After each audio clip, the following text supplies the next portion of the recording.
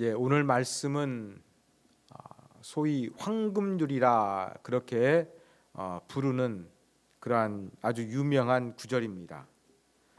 왜 황금률로 부르느냐? 로마의 제24대 황제 알렉산드르 세베루스가 마태복음 7장 12절을 그의 궁전 벽에 금으로 새겨 놓았습니다. 이 구절을 탁 금으로 자기 궁전에 새겨 놓으니까 그 이후에 이제 이 마태복음 7장 12절을 황금률이라 이렇게 부르게 되었습니다. 그런데 이 황금률과 비슷한 가르침은 예수님께서 산상수훈을 통해서 말씀하셨는데 예수님만 말씀하신 것이 아니라 동서고금에 많이 비슷한 내용이 나타나고 있습니다. 어느 날 공자의 제자가 물었습니다. 한마디로 표현할 수 있는 모든 사람의 생활에 실천률이 될 만한 것이 있습니까? 이 질문을 받자 공자는 이렇게 대답했습니다. 인이란 단어가 그런 것 아니냐? 내 자신에게 되어지기를 원치 아니하는 것은 다른 사람에게 행하지 말라. 불교에 참불가가 있습니다. 이러한 구절이 있다고 합니다. 자기가 대접을 받기 원하는 대로 행하며 죽이지 말며 죽임을 당하지도 말지니라. 그리스의 스토아 학파 철학자 에피텍투스가 있었습니다. 그는 이러한 말을 남겼습니다. 당신은 당신 자신을 고통스럽게 하는 것으로부터 피하는 것처럼 다른 사람들에게 그렇게 하지 않도록 노력하라. 자, 유대인들의 문헌에도 이와 예수님께서 말씀하신 것과 비슷한 것이 있습니다. 랍비 힐렐의 말입니다. 당신이 싫어하는 것을 너의 이웃에게 행하지 마라. 토비트에 보면 이러한 구절이 있습니다. 내가 싫어하는 일은 아무에게도 하지 말라. 자, 공자, 불교, 스토아 철학, 유대 문헌 이렇게 많은 동서고금의 그러한 유명한 사람들이나 어떠한 그 종교를 통하여 황금률과 비슷한 것들이 많이 기록되어 있다는 것을 우리가 쉽게 알 수가 있습니다. 자, 그런데 예수님께서 말씀하신 마태복음 7장 12절의 황금률하고는 차이가 있습니다. 어떠한 차이가 있겠습니까? 제가 앞에서 소개해드린 여러 동서고금의 말은 소극적입니다. 무슨 말이냐? 뭐뭐 하지 않기 위해서 하지 말라. 이러한 가르침이 많이 있습니다. 뭐뭐 하니까 하지 마라. 이렇게 조금 소극적입니다. 자, 그런데 오늘 7장 12절 말씀. 그러므로 무엇이든지 남에게 대접을 받고자 하는 대로 너희도 남을 대접하라. 대접하라는 거예요. 하지 말라가 아니라 대접하라는 것입니다. 뭔가 상대방에게 뭔가 얻기를 원하면 그 사람에게 싫어하는 거 하지 마. 이것이 많은 동서고금의 가르침이었다고 한다 그러면 예수님의 산상수훈의 말씀은 뭔가 원하면 이렇게 행동해 라고 하면서 부정적이고 소극적인 것이 아니라 적극적인 것을 예수님께서는 말씀하셨습니다. 그래서 어떻게 보면 내용적으로는 조금 예수님의 가르침, 황금률과 비슷하다고 할 수 있습니다만 그것을 다시 한번 더 깊이 있게 살펴보면 예수님의 가르침은 적극적이고 능동적인 것에 비해 다른 가르침들은 소극적이고 부정적인 것이라는 것을 우리가 알 수가 있습니다.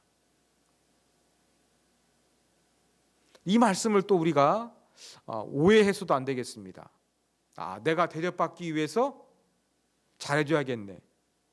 뭔가 내가 상대방을 잘해주면 내가 대우받는 것이 내게로 돌아오는 것이 꼭 보장된 것처럼 그렇게 우리가 착각을 하거나 오해해서도 안 될 것입니다. 하여간 중요한 것은, 우리가 꼭 기억해야 될 것은, 우리가 적극적으로 다른 사람에게 호의를 베풀으라는 것입니다. 우리에게는 어떠한 욕구가 있습니다. 특히 인정받고자 하는 욕구, 상당히 큽니다. 내가 다른 사람보다 조금 더 나쁜 대우를 받으면 우리는 여기에 대해서 분노할 수밖에 없는 것입니다. 나라는 존재가 어떠한 적당한 대우를 받기를 원하는 그러한 마음이 있습니다. 그러면 먼저 예수님께서는 이 마음을 어떻게 하라고 하십니까? 먼저 대접해 주라는 것입니다.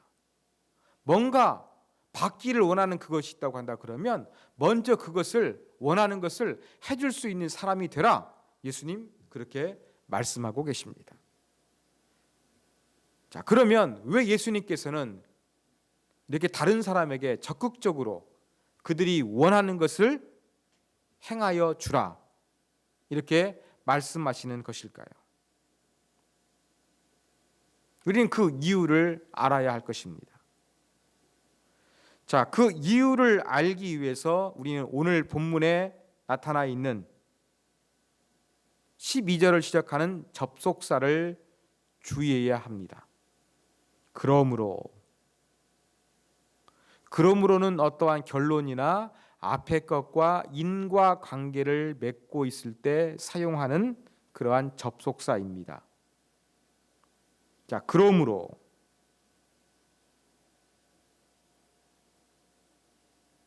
앞에가 뭡니까? 자, 7절부터 11절까지 어떠한 내용이었습니까? 구하라, 찾으라, 두드리라. 그리하면 하나님께서 우리에게 주실 것이다.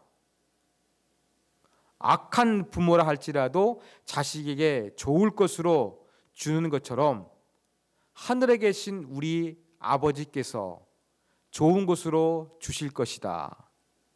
이걸 살펴봤습니다. 자, 우리가 기도할 때 하나님께서 우리에게 좋은 것으로 주실 것이다.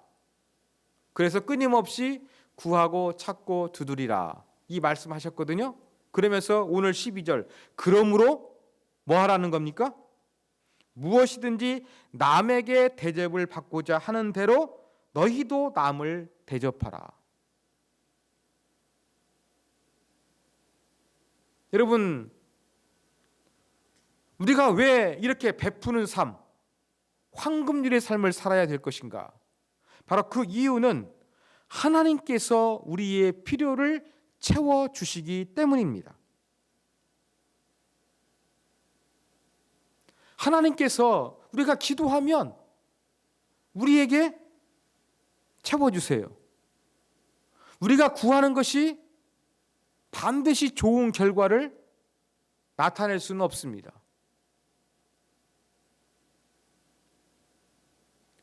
그러므로 하나님께서 우리에게 응답해 주실 때에는 우리가 원하는 것을 가급적 주시려고 하시겠습니다만 반드시 그걸 주시는 것이 아니라 전능하신 하나님께서 보실 때에 좋은 것으로 우리에게 주십니다.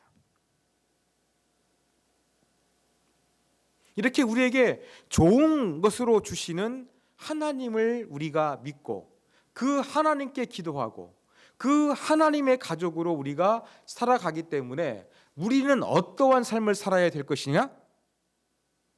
바로 내가 대접받기 원하는 것처럼 다른 사람에게 대접하는 적극적인 이러한 호의를 베푸는 삶을 살아라. 예수님 이렇게 말씀하여 주고 있는 것입니다. 여러분, 이 말씀은 제가 볼 때 아주 놀라운 말씀입니다. 왜 놀라운 말씀입니까? 하나님이 내 기도 응답해 주신대. 하나님이 나에게 좋은 것 주신대. 이 약속을 믿고서 아멘, 마음의 평안함, 마음의 고요함, 믿음으로 하나님께 감사의 찬양이 흘러나옴, 이런 것들은 가능합니다.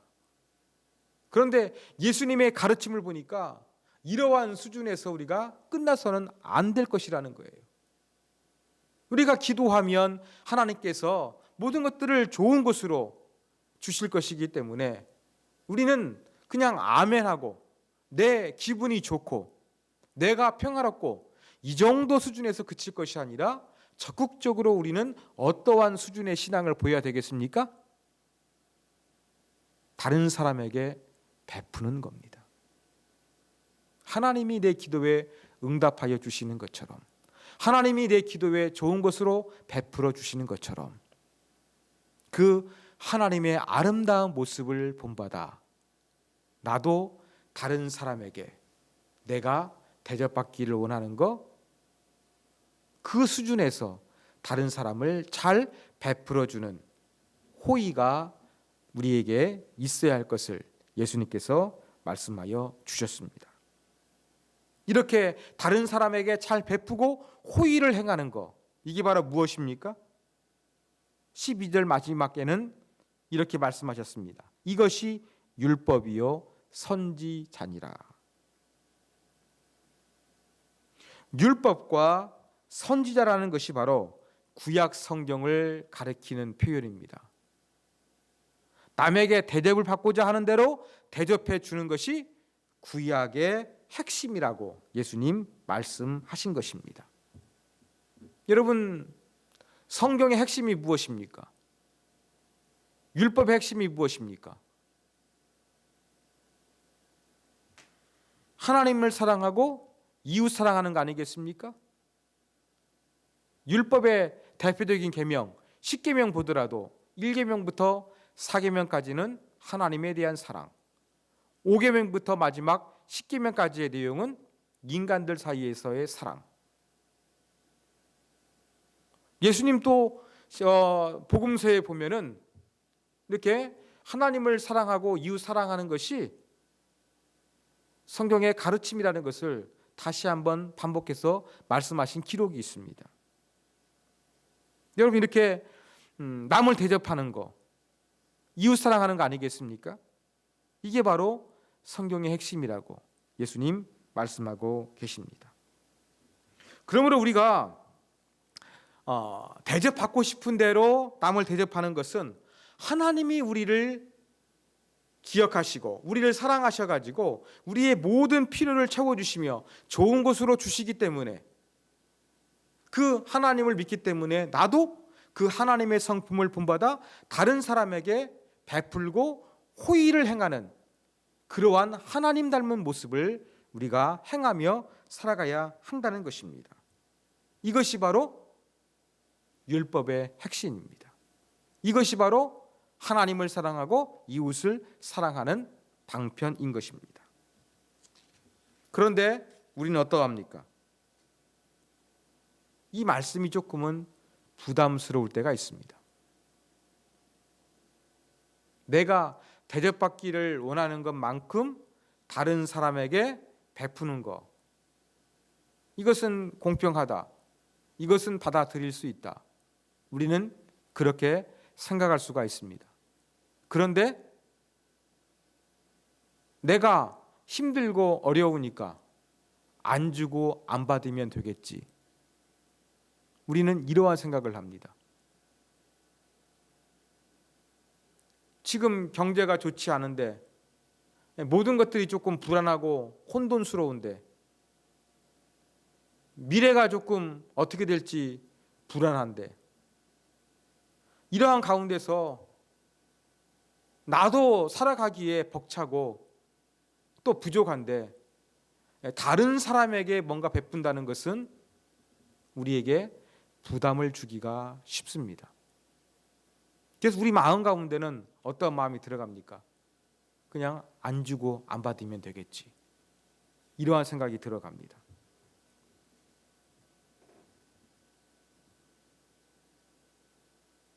그런데 예수님은 이러한 생각을 뛰어넘으라고 말씀하십니다. 그냥 안 주고 안 받는, 그냥 나도 뭐 욕심 없이 내가 대접받기 원하는 것만큼 상대방 잘해주고 싶은데 내가 먹고 살기 힘드니까 그냥 안 주고 안 받으면 되겠지.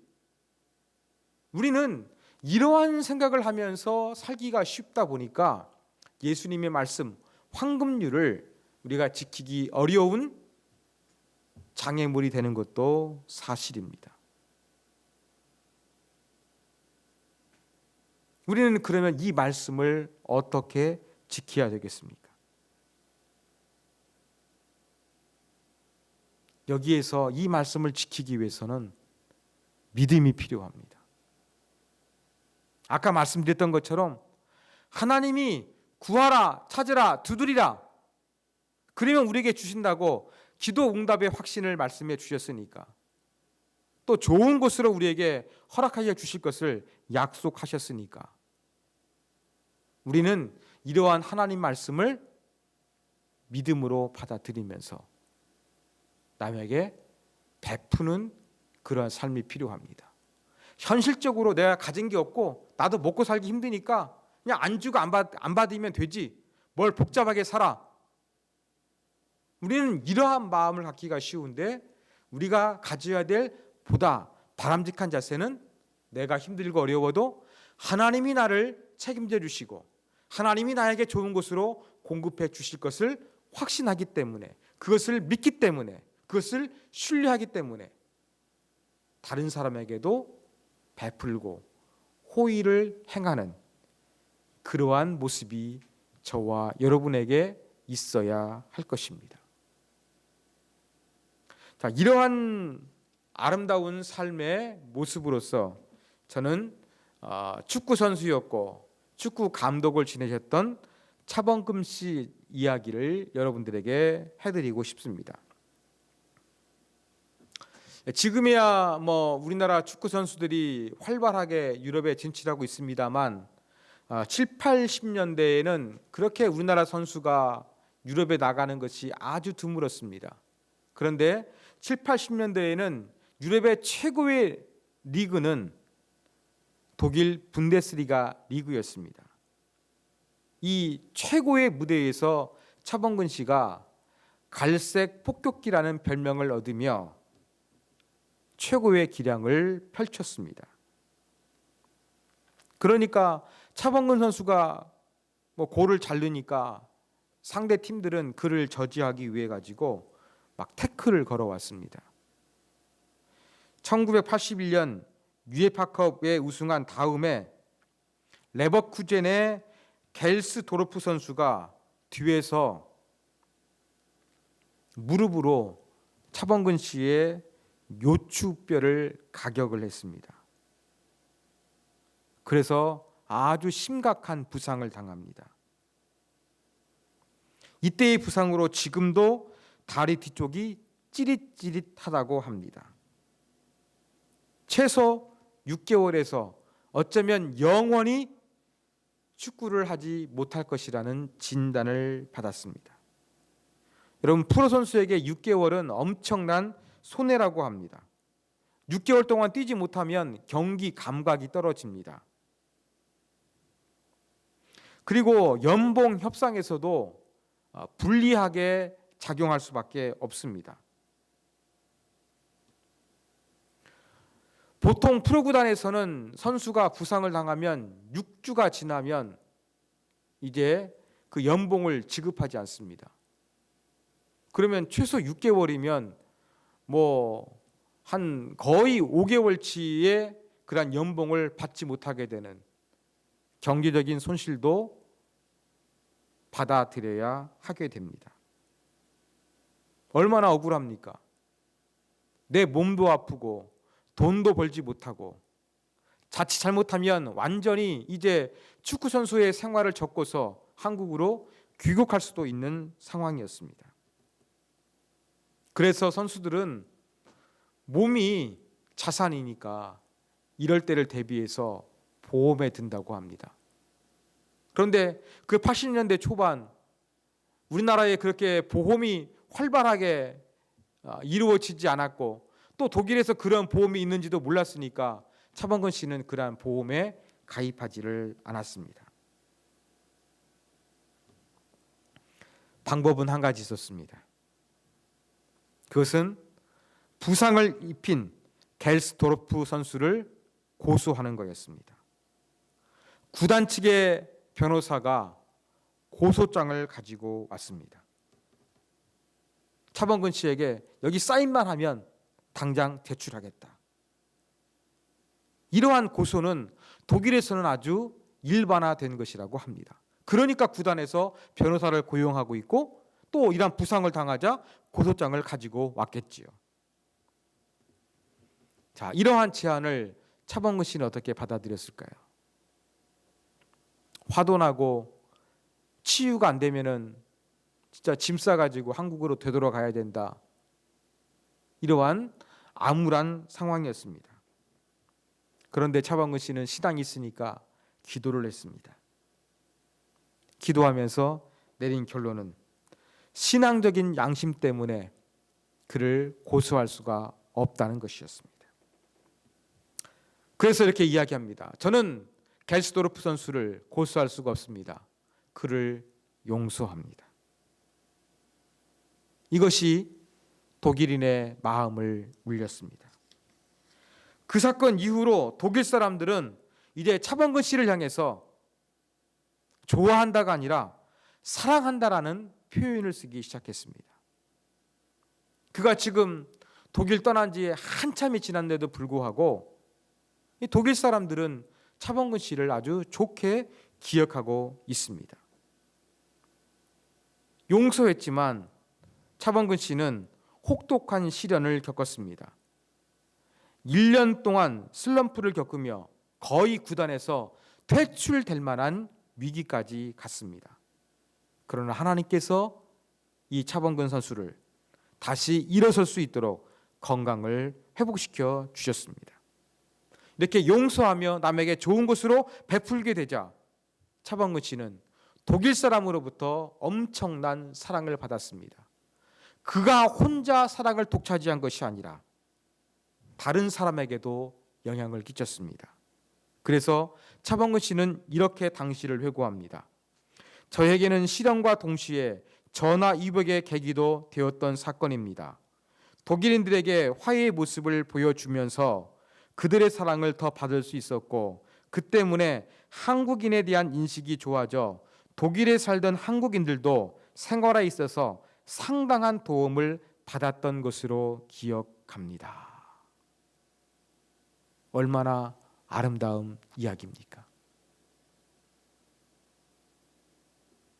독일의 문화가 그렇게 끔찍한 이렇게 상대방이 공격을 부상을 가하게 되면 고소할 수가 있는데 그 일반화된 시스템을 거부하고 신앙 양심 때문에 그를 용서했을 때 하나님은 그를 선수로 계속 뛸 수 있도록 건강을 주셨고 독일인들로부터 사랑을 받게 하셨고 그뿐만이 아니라 많은 한국인들에 대한 인식이 달라지게 되는 아름다운 계기를 만들었던 것입니다.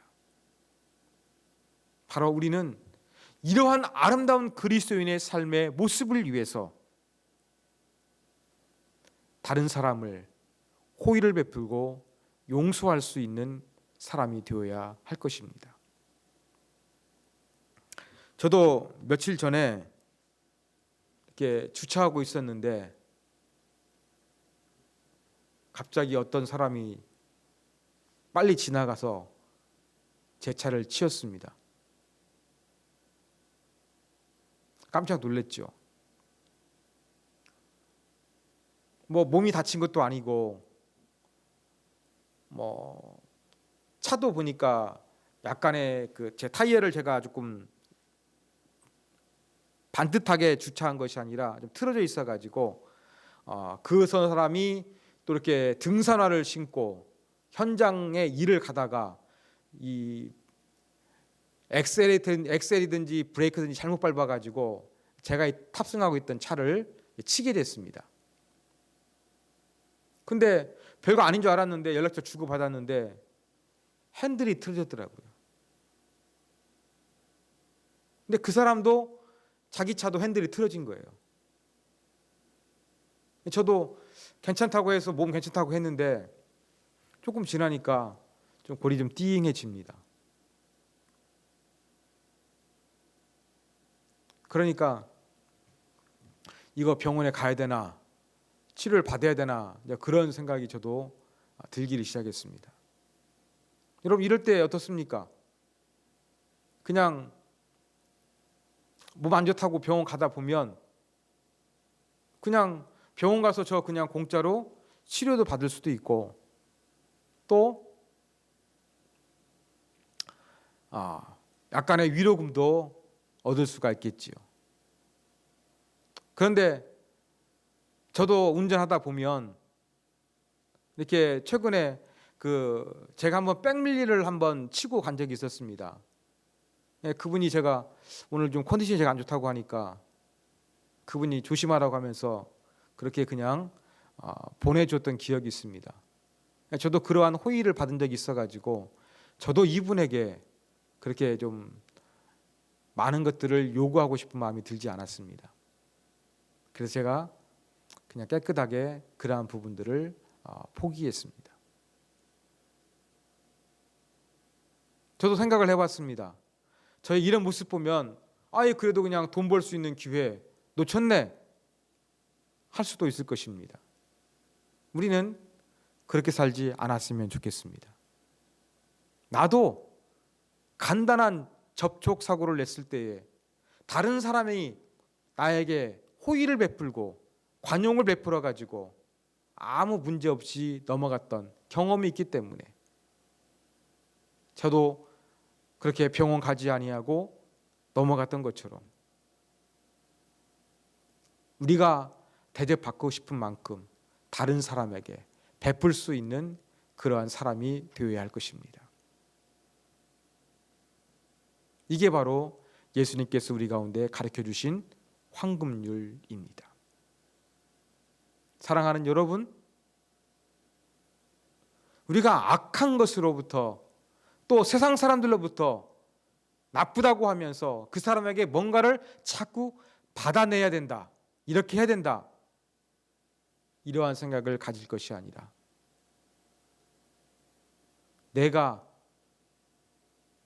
대접받기를 원하고 내가 좋은 대우를 받기 원하고 내가 사고 냈을 때에 관용을 관용이 베풀어지기를 원하는 것처럼 이런 마음이 있다 그러면 저와 여러분은 다른 사람에 대해서 조금은 너그러운 마음을 가질 수 있는 하나님의 사람이 되어야 할 것입니다. 대접을 받고 싶은 대로 다른 사람에게 대접하라. 이 마음이, 이 구절이 얼마나 마음에 들었으면 금으로 자기 왕궁에 이 글씨를 새겨뒀겠습니까?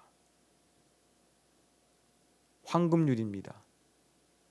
황금으로 마태복음 7장 12절 말씀을 새길 것이 아니라 우리는 삶으로 이 말씀을 새겨나가야 할 것입니다. 다 같이 오늘 이 말씀을 기억하면서 같이 한번 기도하기를 원합니다.